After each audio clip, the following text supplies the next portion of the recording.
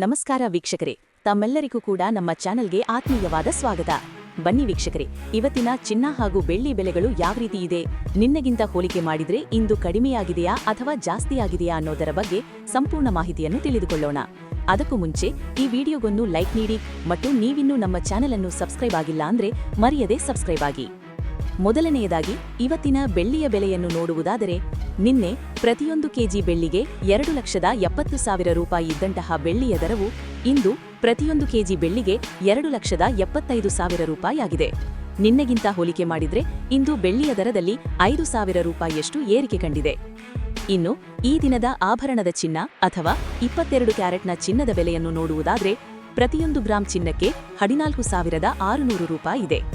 8 gram ಚಿನ್ನಕ್ಕೆ 1,16,800 ರೂಪಾಯಿ ಇದೆ ಹಾಗೂ 10 ಗ್ರಾಂ ಚಿನ್ನಕ್ಕೆ 1,46,000 ರೂಪಾಯಿ ಇದೆ.